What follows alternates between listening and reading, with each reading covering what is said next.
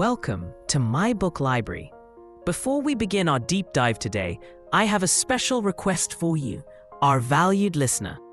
My Book Library is here for you, and I want to ensure we explore the books that matter most to your journey. What would you like us to summarize next?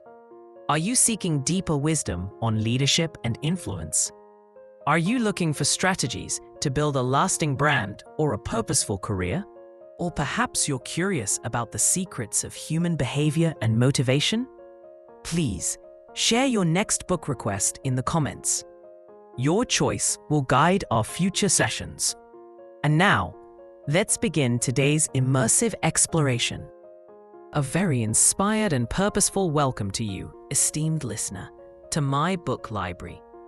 Today, we are embarking on a profound exploration of a book that has fundamentally reshaped modern leadership, marketing, organizational culture, and even personal development. We are immersing ourselves in Simon Sinek's paradigm-shifting work, Start with Why: How Great Leaders Inspire Everyone to Take Action. This book is not merely about what you do or how you do it. It is about the foundational question that comes before all others, the question that children ask incessantly, but that adults often forget. Why? Why does your organization exist? Why should anyone care? Why do you get out of bed in the morning to do this specific work? Simon said, very few can clearly, consistently, and authentically articulate why.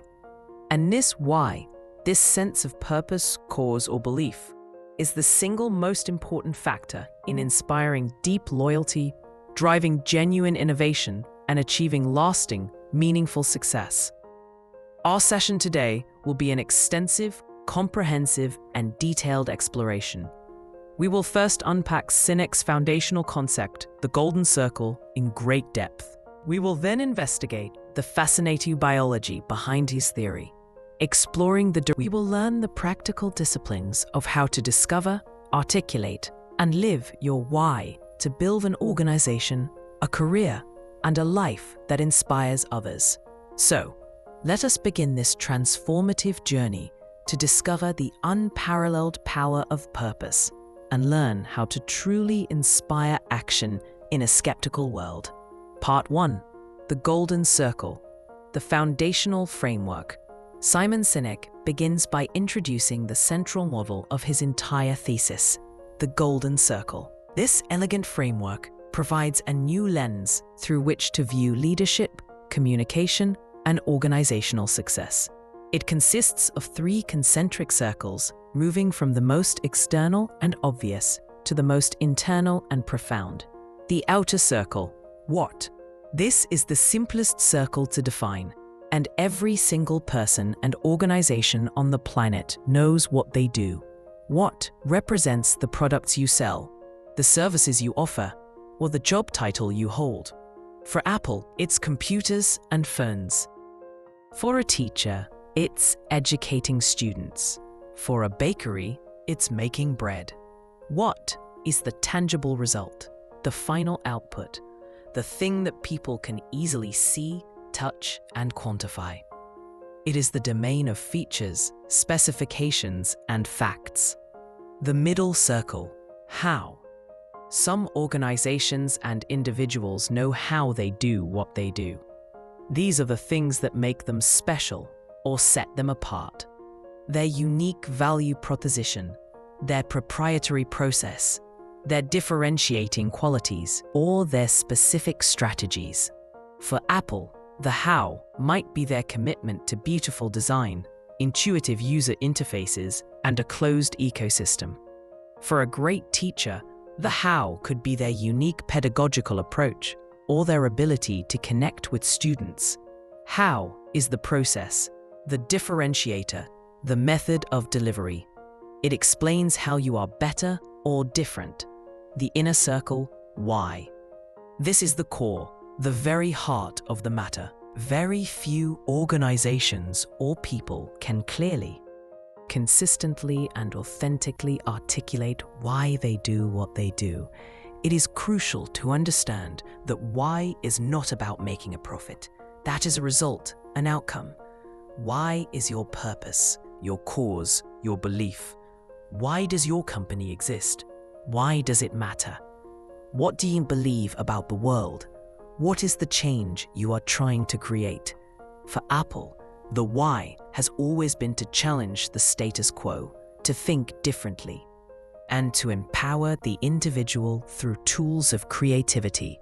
For a great teacher, the why might be a belief in the transformative power of education to unlock human potential.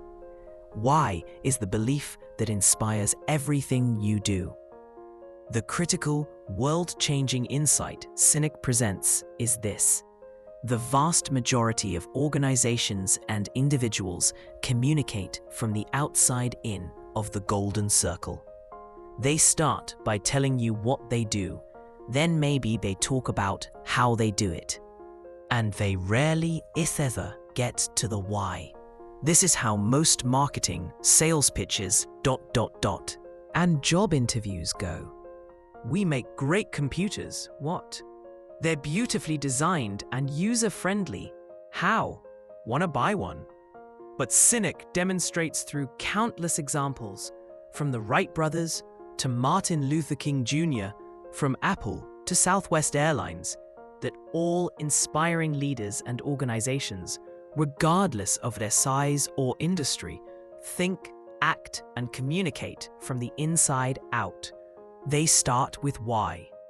If Apple communicated from the inside out, it would sound like this: we believe in challenging the status quo and thinking differently. Why? We do this by making our products beautifully designed and user-friendly. How? And we happen to make great computers. What? Wanna buy one? This inside-out communication doesn't just convey information. It speaks directly to the part of the human brain that controls decision-making, loyalty, and behavior. It doesn't try to manipulate. It seeks to inspire. Part 2. The biology of belief, the limbic brain connection. To understand why starting with why is so effective, Sinek grounds his theory in the fundamental biology of the human brain. This is what elevates his model from a clever business concept to a principle of human nature. He explains that the golden circle corresponds perfectly with the three major layers of the human brain. The neocortex. This is the outer, most evolved part of our brain, the Homo sapien part. It is responsible for rational, analytical thought, language, and complex reasoning. It corresponds perfectly with the what level of the golden circle. It understands features, benefits, facts, figures, specifications, and all the logical information we use to analyze the world. It is incredibly important for detailed tasks, but it has a crucial limitation. It does not drive behavior or decision-making. The limbic brain. This is the middle section of our brain, often called the old brain or the emotional brain. It is responsible for all our feelings, such as trust, loyalty, fear, and love. Most importantly, it is responsible for all human behavior, all decision-making, and it has no capacity for language. The limbic brain corresponds directly with the why and how levels of the golden circle. It processes the world through feelings and gut instincts. This biological split is the root of the communication problem. When we communicate from the outside in, what, how, why, we are speaking primarily to the neocortex. We are giving people a ton of rational information to analyze, but we are not making them feel anything. We are not influencing behavior at its source. This is why a features and benefits list might be logically compelling, but fails to create a loyal follower or a passionate advocate. But when we communicate from the inside out, why, how, what, we are speaking directly to the limbic brain, the part that controls gut decisions, trust, and loyalty. This is why we can have a gut feeling about a decision even when the facts don't fully support it. This is why we feel inspired by a leader's message even before we know all the operational details. The why resonates on an emotional, intuitive, and non-verbal level. It makes us feel like we belong to something. It creates trust. This is the biological source of true loyalty, where people don't just buy what you do, they buy why you do it, because it aligns with their own beliefs and values, which are also housed in their limbic brain. Part 3. The need for clarity. The great divide between manipulation and inspiration. Sinek makes a crucial and morally significant distinction between two primary ways to motivate behavior: manipulation and inspiration. This distinction is at the heart of building something that lasts versus something that merely transacts. Manipulation. These are external forces that can drive a short-term transaction or a specific behavior. But they are costly to maintain, and they never ever build genuine loyalty. They are outside-in strategies that include dropping the price, sales, discounts, and rebates, using fear, scarcity, or peer pressure, act now or you'll miss out, or don't be the only one without one, aggressive promotions and marketing, bombarding people with messages, novelty, constantly chasing the new thing to create buzz. While manipulations can work to get a quick sale or a temporary spike in numbers, they form a vicious cycle. If you compete on price, a competitor can always undercut you. If you use fear, you must constantly find new threats. These strategies are draining. They commoditize your offering, and they create customers who are loyal to the incentive, not to you or your cause. Inspiration. This is the powerful alternative, the inside-out approach. Instead of asking, how can we manipulate people to get what we want? The inspiring leader and organization asks, how can we create an environment in which people who believe what we believe can come together to advance a shared cause? When you lead with your why, you attract people, both employees and customers, who share your beliefs and values. These people are not just buying a product, they are buying into a cause. They see your products and services as tangible proof of what you believe. They will be fiercely loyal. They will defend you against critics, and they will become voluntary ambassadors for your brand. They don't do it for you, they do it for themselves, because what you believe reflects what they believe. This is the foundation of an authentic, sustainable, and deeply successful organization. It transforms customers into followers and employees into believers. Part 4. The archetypes of leadership, the optimist and the pessimist. Sinek identifies two distinct and complementary types of leaders, defined by their natural orientation within the Golden Circle. Understanding this dynamic is critical for building a balanced and enduring organization. The charismatic, Y-type leader, the optimist. These are the visionaries, the dreamers. They are the ones who can see a future that does not yet exist and have an almost mystical ability to inspire others to see it too. They are often optimistic, future-oriented, intuitive, and focused on the big picture and the ultimate purpose. They provide a sense of direction, the North Star. They are the source of the why. Think of figures like Steve Jobs, who saw a world where technology was personal and beautiful, or Martin Luther King Jr., who had a dream of racial equality. They are the why people. Their energy is infectious, but they can sometimes be impractical about the steps required to achieve the vision. The how-type leader, the realist, pessimist. These are the realists, the pragmatists, the architects. They are the ones who can build the structure, create the processes, and navigate the practical steps to bring the visionary's dream to life. They are focused on execution, on the how, on the practical realities, on the metrics, and on building a sustainable system. They are absolutely essential for turning an inspiring idea into a functional reality.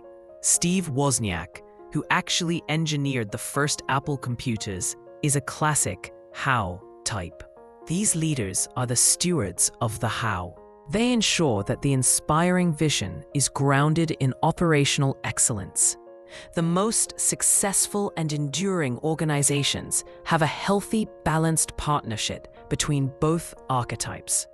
The why type leader sets the vision and inspires the tribe, while the how type leader builds the engine to make it happen. Problems arise, Sinek warns, when the why is lost, forgotten, or pushed out, and the organization becomes dominated solely by the how people. It becomes a place of process, bureaucracy, and short-term metrics, devoid of the inspiring purpose that originally fueled its passion and growth. The soul of the organization withers. Part 5. Discovering and living your why. The 3 disciplines. Knowing your why is a magnificent starting point, but it is not enough. You must have the discipline to stay true to it. Sinek outlines 3 key disciplines that are essential for bringing your why to life in a consistent and trustworthy way. Stop. Clarity of why. This is the first and most fundamental discipline. You must have absolute, crystalline clarity about your purpose, cause, or belief. This is not a marketing slogan or a mission statement cooked up in a corporate retreat. It is a deep, gut-level understanding of why you exist as an organization or as a person. This clarity must be verbalized in simple, actionable terms and must be understood and embraced by everyone in the organization, from the CEO to the frontline employee. It serves as a litmus test for every decision, from product development to hiring. A clear why provides a filter for opportunity, helping you say no to things that don't align, even if they are profitable in the short term. 2. Discipline of how. Your how are the specific actions you take and the principles you live by to realize your why. These are your values in action.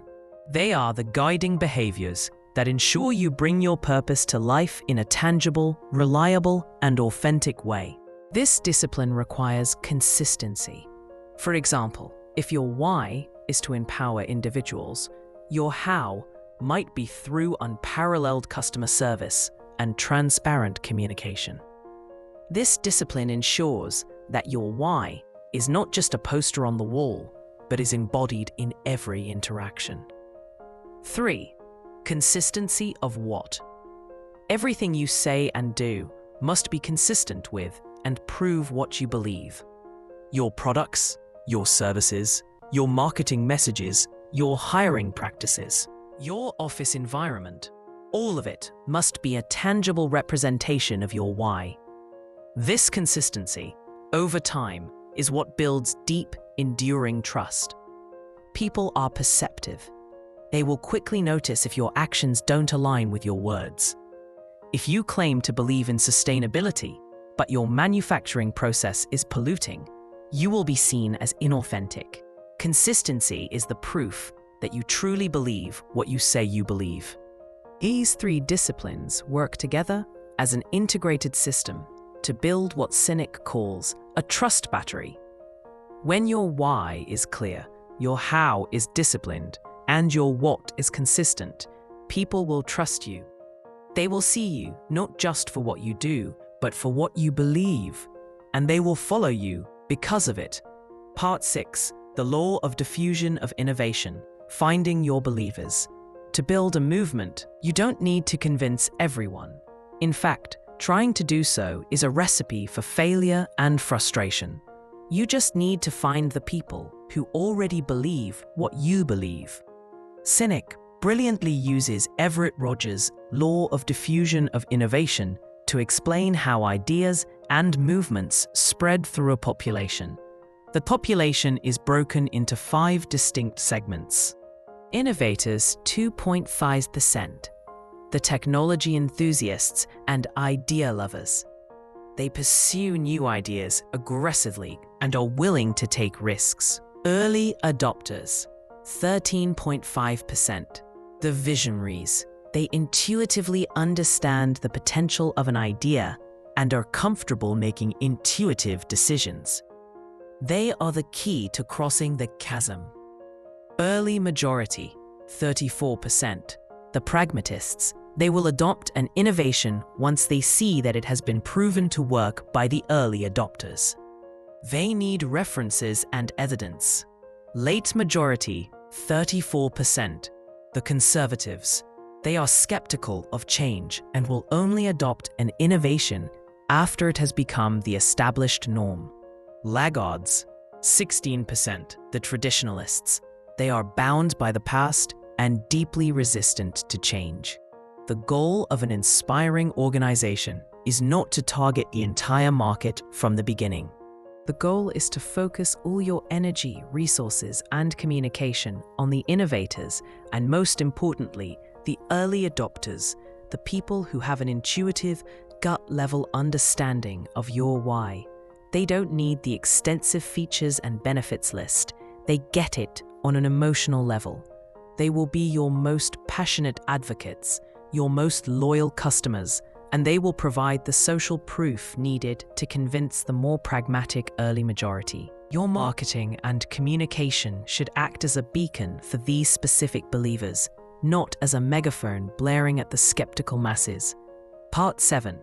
The leader's ultimate role: to be the curator of the cause. In an organization built on why, the leader's role undergoes a fundamental shift. They are not the chief decision-maker in the traditional command and control sense. They are the chief curator and guardian of the organization's why. Their primary responsibility is to be a living, breathing symbol of the organization's purpose. They must remind people of the why constantly, in speeches, in memos, and in their daily actions. They must hire and promote people who already innately believe what the organization believes, ensuring that the culture remains aligned with the cause. They must vigilantly protect the organization from opportunities and pressures that would pull it away from its core purpose. Even when those opportunities seem financially attractive in the short term. When the leader is successful in this role, the why becomes bigger than any single person, including the leader themselves. It becomes the culture, the oxygen of the organization. It becomes the shared cause that everyone is working toward, creating a sense of shared identity and collective responsibility that is far more powerful than any individual mandate. The enduring power of purpose. As we conclude our deep and thorough exploration of Start With Why, the message is clear, transformative, and universally applicable. People don't buy what you do. They buy why you do it. This principle holds true whether you are the CEO of a multinational corporation, the leader of a non-profit, an entrepreneur starting a venture, or an individual building a meaningful career. The goal is not to do business with everyone who needs what you have. The goal is to do business with people who believe what you believe. Discovering your why, your purpose, your cause, your belief, and having the courage to lead with it is the most powerful thing you can do. It is what separates true, inspirational leaders from those who merely hold leadership positions. It is what builds brands that last for generations, inspiring fanatical loyalty. It is what creates a career and a life filled with passion, meaning, and impact. Far beyond a series of jobs or transactions. The journey begins with a single, simple, but profound question. A question that has the power to change everything. I leave you with that question now, for your organization and for yourself. Why? Thank you for your valuable time and for listening to this comprehensive audio summary in My Book Library.